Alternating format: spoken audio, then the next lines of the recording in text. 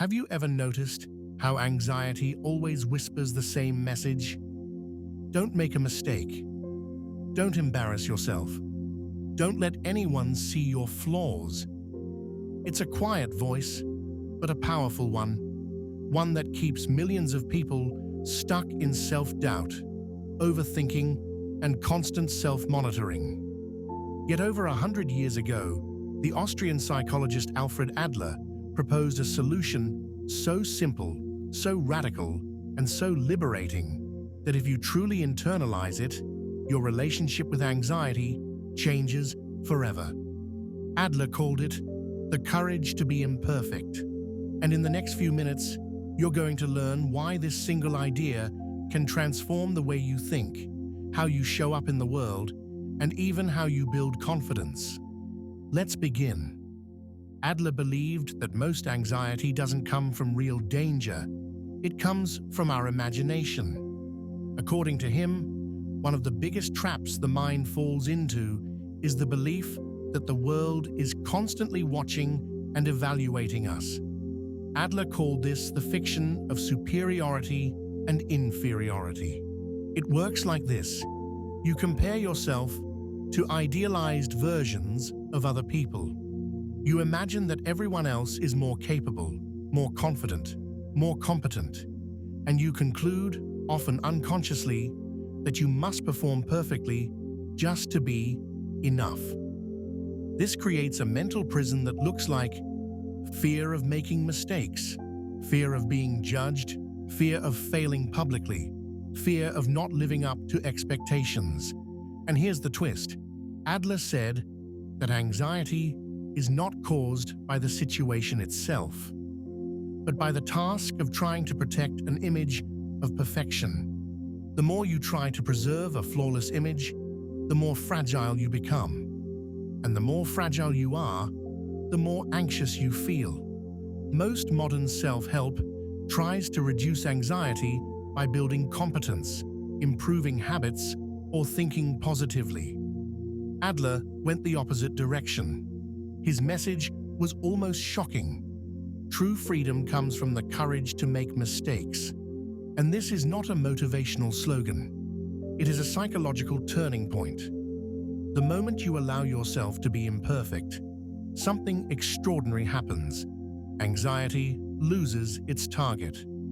Self-criticism softens.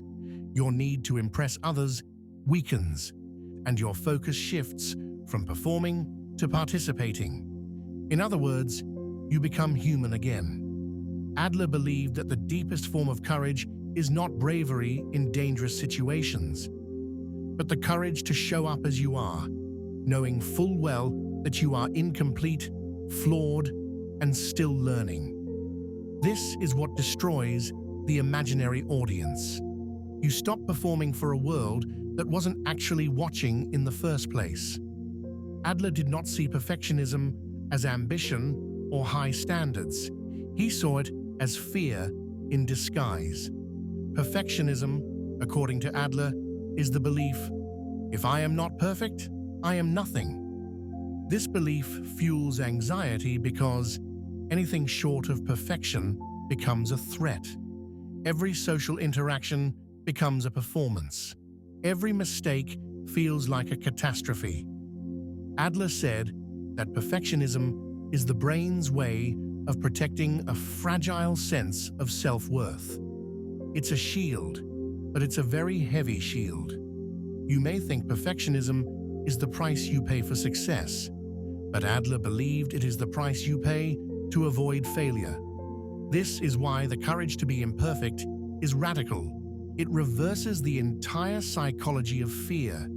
Instead of living to avoid failure, you begin living to engage with life. Adler introduced an idea called ordinary courage, the everyday bravery to participate in life without demanding perfection from yourself. This form of courage includes saying something even if you might be wrong, trying something even if you might fail, asking for help even if it exposes vulnerability, starting a project without knowing the outcome, speaking honestly even if it's awkward.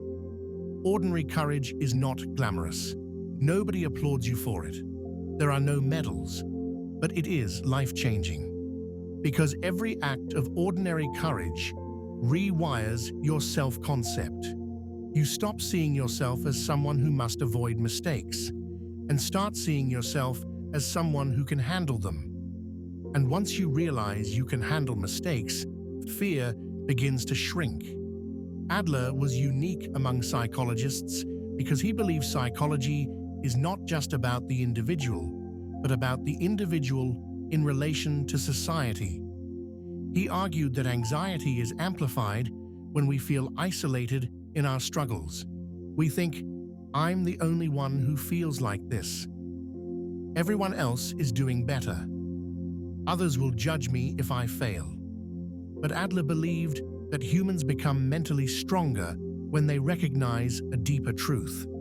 Everyone is imperfect. Everyone struggles. Everyone fears rejection. You are not a strange exception. You are part of a common humanity. The courage to be imperfect grows naturally when you stop comparing yourself to idealized images and start relating to people as fellow humans, each navigating their own challenges. In Adler's words, we are made for cooperation as we are made for breathing. The moment you stop performing and start connecting, your anxiety begins to dissolve. To make this more than just theory, Adler proposed actionable steps. Here are 4 exercises you can implement immediately. Number 1, the small mistake ritual. Choose one simple action per day that involves a minor risk of embarrassment. Examples: ask a question you're afraid is obvious.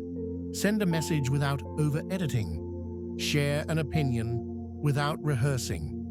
The goal is not the task, it's to get used to surviving imperfection. Number 2. What's the worst that could happen?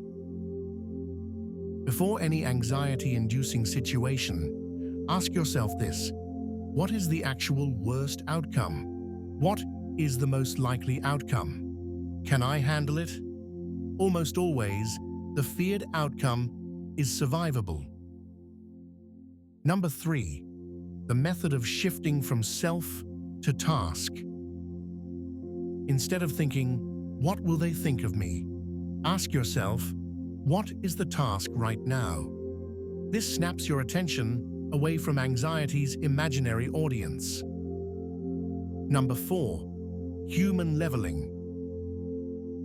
Every time you're intimidated by someone, remind yourself, they are imperfect just like you. They make mistakes just like you. They have insecurities just like you. They are human just like you. This removes the mental hierarchy that fuels anxiety. Adler believed that the greatest freedom in life is participation. Being fully present, engaged, and willing to act, even when you are unsure, imperfect, or afraid. Anxiety thrives on hesitation. Courage grows through action. You don't need to be fearless. You just need to be willing. The courage to be imperfect lets you speak without scripting every word. Take action without knowing the ending. Work without measuring every flaw. Love without hiding your vulnerabilities. Live without performing for the world. This is psychological liberation, not the absence of fear, but the refusal to let fear dictate your life. If Adler taught us one thing, it is this: you are allowed to be imperfect. You are allowed to be human. You are allowed to participate in life without being flawless. Anxiety is not defeated by becoming perfect, but by becoming courageous. And courage begins with one simple step: the willingness to show up as you are. If you found this video helpful, consider subscribing for more psychology-based insights, and let us know in the comments which part of Adler's teaching resonated with you the most. Thanks for listening.